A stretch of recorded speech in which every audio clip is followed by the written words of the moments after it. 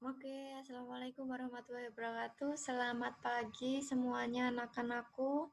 Gimana punya kabarnya kalian? Alhamdulillah sekali ya, kayaknya kalian sudah kelas 12, artinya waktu uh, ujian akhir-akhir ini juga akan semakin dekat. Nah, berarti di sini juga akan um, apa namanya? Di kelas 12 akan memberikan materi tentang farmakologi ya, farmakologi juga ya. Sama halnya dengan kelas 11 kemarin, sama kalian juga kan ya. Kemudian Bu Rati mau menyampaikan beberapa perbedaan ya tentang absen ya. Nah, ya absen di sini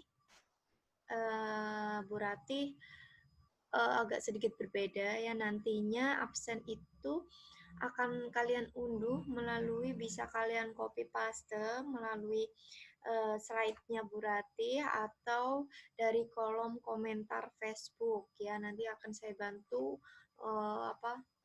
mengasihkan linknya di kolom komentar tersebut seperti itu ya. Oke, langsung saja Bu Ratih mau share screen tentang bab pertama yang mau kita bicarakan di pagi hari ini.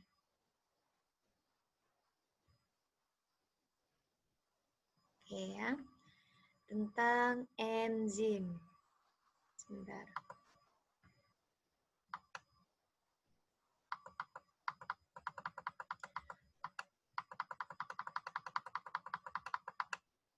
Nah, enzim dan vitamin ya. Ini kenapa kok ada gini-gini Bu? Ya emang untuk apa namanya? Sebenarnya untuk vitamin atau enzim itu produknya seperti ini. Jadi ada substrat sama suatu pengantar ya, suatu pengantar di sini. Kemudian di sini diisi dengan apa? Apa kayak biokatalisatornya, kemudian dia pas kayak gembok sama kunci, kemudian jadi suatu produk ya. Nah, ini gambaran untuk enzim yang pertama kalian ketahui ya. Oke, saya next. Nah, ini ya yang harus kalian ketahui untuk absensi ya. Untuk absensi saya mohon minta tolong sama kalian, silahkan kalian klik di sini atau bisa kalian ketik biasa dengan sesuai dengan yang ada di, kalau L-nya besar, L-nya besar. Atau nanti saya bantu masuk di kolomnya Facebook komen, saya akan linkkan di situ link ini, kemudian silakan kalian absen di situ ya. Nah, absen ini terbatas waktu ya, terbatas waktu. Ini sampai jam, kayaknya sampai jam 12 ya kalau nggak salah ya. Kalau nggak salah sampai jam 12 ya. Nanti ini sampai jam 12.40 ya. Jadi di atas jam 12.40 ini sudah tidak bisa karena saya sudah setting waktunya ya. Setting waktunya buat tertutup sendiri otomatis. Kalau kalian menyaksikan PPT ini, oh berarti kalian ya jelas ngerti tentang absen ini ya. Dia tertutup sampai jam 12.40 ya. Silakan nanti kalian pelajari sendiri-sendiri ya. Oke. Nah, ini ya beberapa yang pengenalan dulu tentang enzim-enzim itu apa sih, ya kan? Kayak gitu ya. Enzim itu apa sih berarti? Nah, enzim itu sebenarnya dia adalah komponen protein. Nah, di sini ya sudah saya centang protein ya.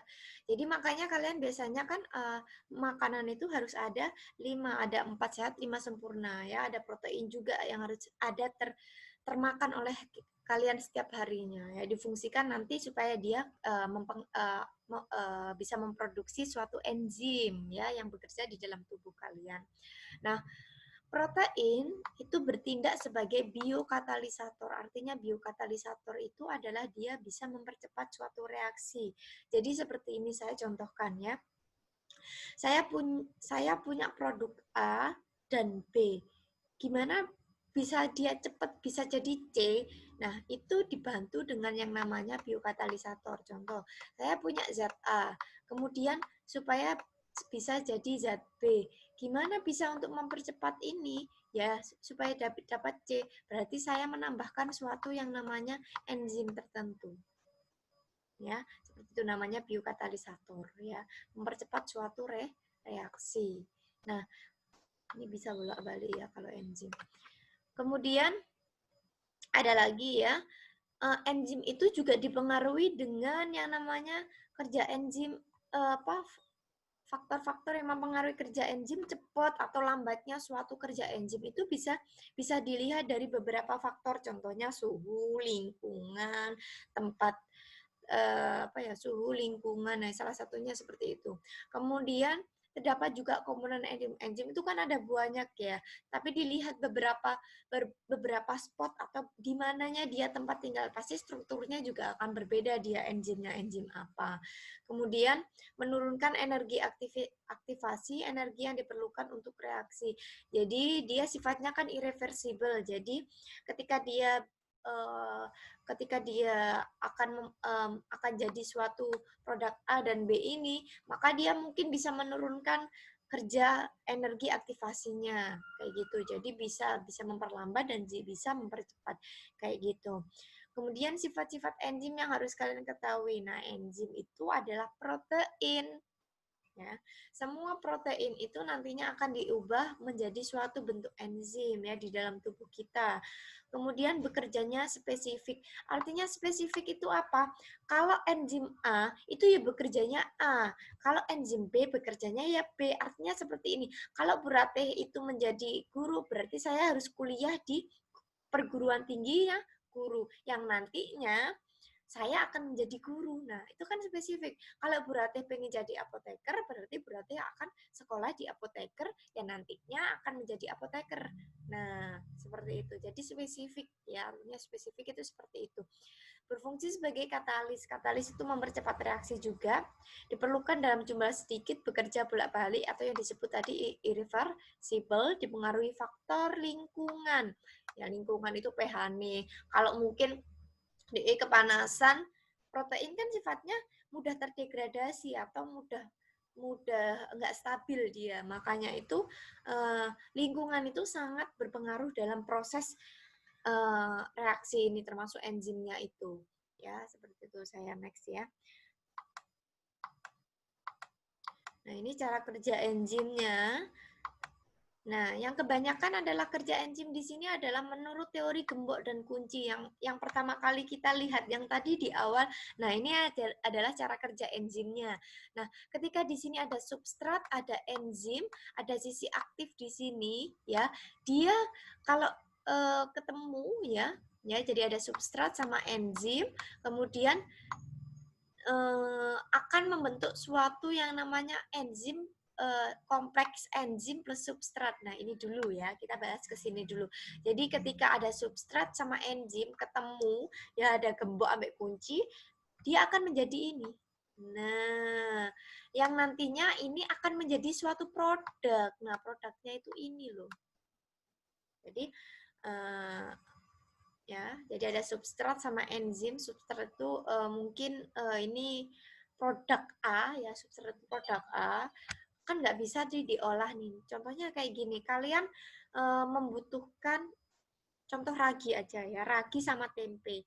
Ada kedelai ya, ada kedelai. Kemudian kedelai itu gimana supaya bisa jadi tempe? Berarti kan dikasih suatu perantara ya, enzimnya ya, enzimnya kan dikasih ragi, dikasih ragi. Nah, ragi di beberapa lama, 1 hari sampai 2 hari akan menjadi tempe. Nah, itu tempenya itu adalah produk yang ada di sini. Kayak gitu ya, bisa dimengerti ya. Nanti pun kalau kalian nggak ngerti silahkan langsung chat dengan Bu Ratih, kita akan discuss secara berkelompok ya. Artinya di situ disediakan WhatsApp grup juga ya. Oke. Nah, ini tadi sudah disebutkan faktor-faktor yang mempengaruhi kerja enzim ya. Ada suhu ya, karena dia termolabil. Termolabil itu nggak stabil pada suhu karena dia protein. Contoh protein itu apa sih? Telur yang kalian masak dengan menggunakan api yang besar ya, cepet mateng ya. Dia itu kan protein yang kalian apa tadi yang kalian telur itu tadi yang kalian masak itu ya, itu sifatnya terpengaruh oleh suhu ya. pH, aktivator dan inhibitor, konsentrasi enzimnya dan konsentrasi substrat. Artinya konsentrasi substrat ini adalah berapa jumlah substrat yang terdapat pada itu. Harus ada keseimbangan antara konsentrasi substratnya dengan produk yang mau kalian olah. Kayak gitu ya. Tadi ya sudah disebutkan faktor-faktor yang mempengaruhi kerja atau mempercepat suatu kerja enzim ya, suhu ya, karena sifatnya dia termolabil. pH-nya di dalam tubuh gimana, aktivator dan inhibitor ya, penghambatannya siapa, pengaktifnya siapa ya. Jadi di situ nanti ada beberapa aktivator ini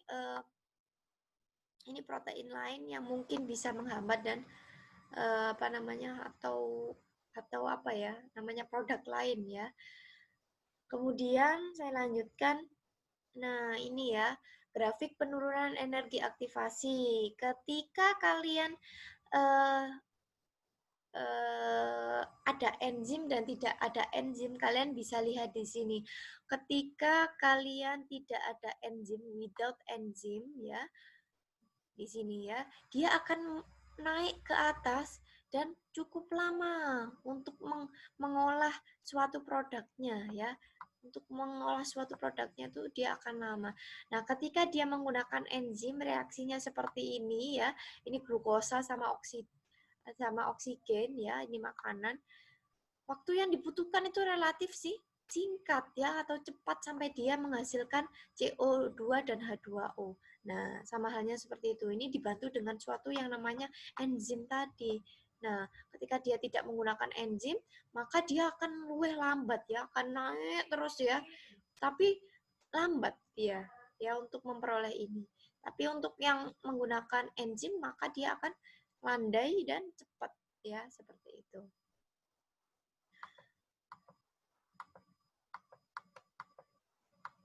Nah, di dalam tubuh itu kalian proses enzim itu dipengaruhi oleh metabolisme di dalam tubuh, baik yang katabolisme dan anabolisme ya. Nah, sebenarnya saya nggak perlu ke sini ya, tapi kalian harus tahu sedikit nggak apa-apa.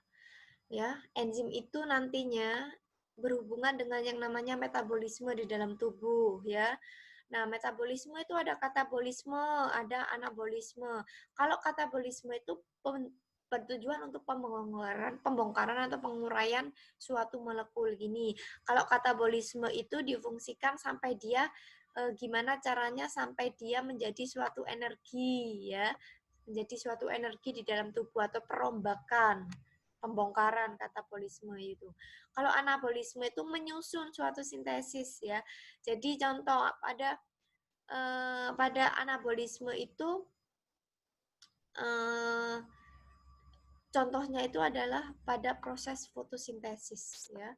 Jadi dia itu menghasilkan suatu, kalau ini kan menghasilkan suatu energi ya, ATP ya, sampai menjadi suatu ATP dan menjadi tadi karbon H2O dan karbon dioksida. Kalau ini pembentukan ya, kalau ini pembongkaran, kalau ini penyusunan ya atau pembentukan kayak gitu. Nah, ini nanti ini nggak perlu ya. Intinya ini perombakan untuk. Nah, ini tadi sudah saya jelaskan ya definisi umum dalam enzim ya. Di dalam tubuh apapun itu ya, reaksi apapun di dalam tubuh pasti dia akan memerlukan yang namanya katalis. Nah, katalis ini bisa diperlukan yaitu biasanya yang diperlukan itu ada namanya enzim, yaitu sebagai biokatalisator ya. Ini review lagi ya. Biokatalisator. Biokatalisator itu merupakan zat yang mempercepat suatu kerja dalam tubuh kalian ya. Oke. Nah, ini beberapa yang tadi. Nah, 3 sifat utama enzim yang harus kalian ketahui, kemampuan katalisnya atau gimana caranya dia mempercepat suatu reaksi di dalam tubuh, spesifitasnya, kemudian kemampuan untuk diatur ya, regulasinya. Dia diaturnya itu di mana spot spot enzimnya itu di mana. Kalau dia di dalam kelenjar sini, berarti ya spotnya ada di sini untuk mengurai karbohidrat mungkin ya. Kalau di dalam suatu lambung berarti berbeda ya dengan yang ada di dalam mulutnya, seperti itu ya. Itu nah, ini tadi beberapa, tadi kan ada cuma disebutkan substrat sama enzim aja, sama active site atau apa rongga aktifnya ya. Nah, ini kita mengenal istilah kalau di bagian enzim itu ada haloenzim, apoenzim, gugus prostetik, koenzim, kofaktor ya. Ini harus tahu kalian ya, wajib tahu ya. Enzim itu dibagi menjadi beberapa bagian. Ada haloenzim, apoenzim, gugus prostetik, koenzim dan kofaktor ya. Saya lanjutkan. Jangan lupa absen ya. Oke, bagian-bagian enzim ya.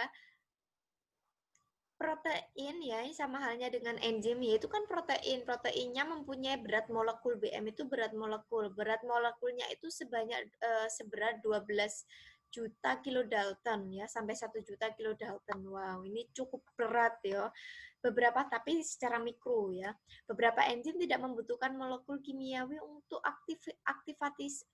aktivitasnya. Beberapa membutuhkan namanya kofaktor dan koenzim. Ini kofaktor sama koenzim ini seperti apa itu namanya perangsangan, seperti sinyalnya itu kayak gitu. Nah, kofaktor ini, ya ini disebutkan ya, kofaktor ada ion-ion organik yang dibutuhkan enzim untuk melakukan fungsinya. Nah, ini kayak sejenis sinyalnya dia itu kofaktor. Nah, ada koenzim ya, molekul organik yang dibutuhkan enzim yang untuk melakukan fungsinya. Kalau ini ya kofaktor yang membedakan adalah inorganik dan organik ya. Ya, sifat senyawanya itu dia berupa inorganik kalau dia kofaktor, kalau koenzim dia adalah organik. Tetapi dia yang membedakan adalah fungsinya adalah sama ya. Fungsinya itu sebagai rangsangan atau sinyal ini kamu wayai nempel di sini loh, kayak gitu, sinyalnya kayak gitu ya, supaya dia masuk ke kayak gembok sama kunci tadi ya, seperti itu. Oke, ini beberapa koenzim ya, koenzim karier yang bekerja, beberapa koenzim ya yang di dalam tubuhmu. Ada tiamin ya yang biasanya B1 ya, flavin itu biasanya ada riboflavin dan sebagainya. Oke. Ini yang kofaktor ya, ion-ion organik. Ion-ion organik ada Fe, zinc ya, kalium, nit ya. Terus ini contoh-contohnya, ini kayak enzim contoh kofaktor, elemen kofaktornya ada urease, pyruvate dan sebagainya. Koenzim atau kofaktor terikat sangat kuat, bahkan terikat ikatan kovalen atau disebut gugus prostetik ya. Tadi yang disebutkan Burate, beberapa yang harus kalian ketahui tentang istilah tentang enzim ya. Enzim aktif lengkap dengan semua komponennya disebut holoenzim. Bagian yang terdiri dari protein saja pada suatu enzim disebut apoenzim. Fungsi koenzim adalah sebagai karier sementara dalam fungsi fungsional yang berperan reaksi enzimatif tersebut. Ini beberapa istilah ya. Nanti istilah tersebut akan diaplikasikan melalui gambar biar kalian bisa mengetahui. Nah, ini klasifikasi enzim ya, Bu. Ini ada grup-grupnya. Jadi enzim itu ada grup-grupnya. Ada grup 1, grup 2 sampai grup 6 kalau nggak salah ya. Oke. Ada EC1, EC2, EC3, EC4, EC5, EC6 ya. Maksudnya gimana, Bu? Nanti ini yang membedakan adalah reaksinya, tipikal reaksinya yang berbeda. Kok sampai dia menjadi enzim? Tapi nanti ya kita nggak perlu sampai mendalami ini ya. Ini masuk ke nanti. Yang penting kalian tahu beberapa grup itu ada yang EC1 sampai EC6 ya. Yang membedakan adalah tipikal reaksinya atau tipe reaksinya berbeda ya. Dia reaksinya dengan menggunakan apa? Itu.